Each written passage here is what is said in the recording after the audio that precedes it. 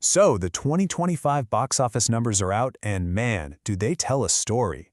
But it's not just about which movies made the most money. It's really about what these numbers peel back about the Hollywood machine itself. And this is way more than just a list of movies, right? We're kind of looking at a crystal ball here. These numbers, they show us exactly where Hollywood is putting its money, what's grabbing our attention, and what all of that means for the movies we're going to be seeing for years to come. And what a story it is. It's all right here in the data, a massive battle between the studio titans, one huge trend that has completely taken over, and, maybe most importantly, where the unexpected cracks in Hollywood's formula are starting to show.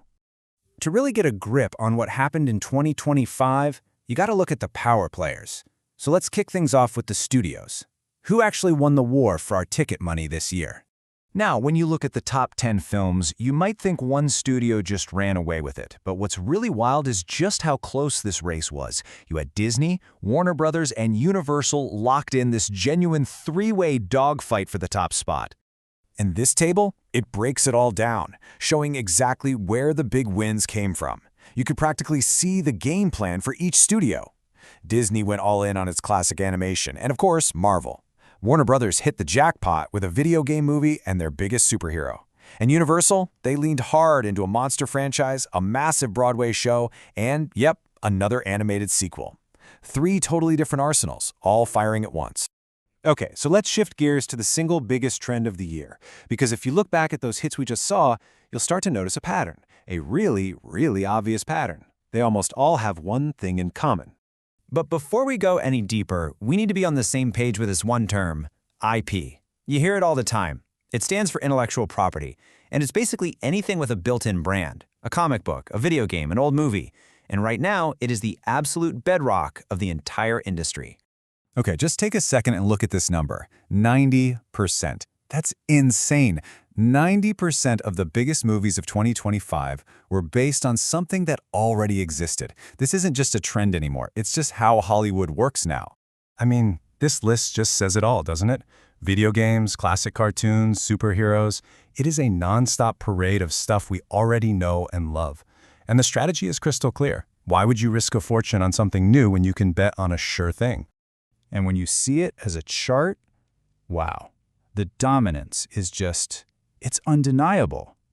Look at that tiny little slice for original films.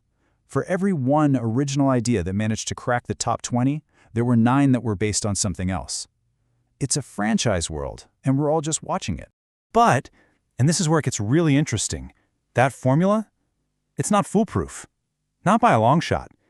Banking on a sure thing doesn't always pay off, which brings us to my favorite part of this whole story, the wild cards. The times the data just completely defied what everyone expected. This slide just lays it out perfectly. On one side, you've got Sinners, a movie that, for all intents and purposes, was an original idea. It came out of nowhere and exploded into the top 10.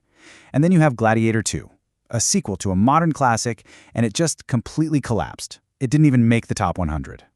And Gladiator 2 wasn't a fluke either. Look at Kraven the Hunter. It's tied to Spider-Man, one of the biggest brands on the planet, and it barely made a dent.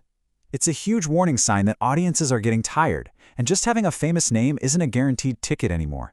And this quote from a studio exec, man, it just hits the nail on the head. It perfectly captures the spot they're in. What do? Stick with the safe brand that might totally bomb, or take a huge swing on something new, hoping for a miracle like Sinners? There's just no easy answer. All right, so let's put all the pieces together here. We've seen the studio slugfest, the absolute reign of IP, and the shocking upsets. So what does it all mean? What's the real big takeaway from the 2025 box office? Well, what the data really shows us is that there's a clear, repeatable playbook for making a blockbuster. It's basically a 5-step recipe. You find a famous IP, you hire some famous actors, you market the heck out of it to the fans who already love it, you crush the opening weekend, and then you announce the sequel. It's all about minimizing risk. But here's the kicker, and this is the most important part. Even with this whole playbook, we, the audience, still hold all the cards. The data proves it. You can't just force a movie down our throats, no matter how big the brand is.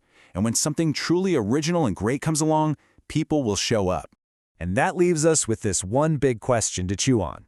In this age where everyone's looking for a sure thing, is there still room for a massive surprise? Well, the 2025 box office seems to scream yes. For all the data that points to playing it safe, the story of this year proves that the most powerful thing in Hollywood can still be a truly great, unexpected idea. The only question is, how often will the studios be brave enough to bet on one?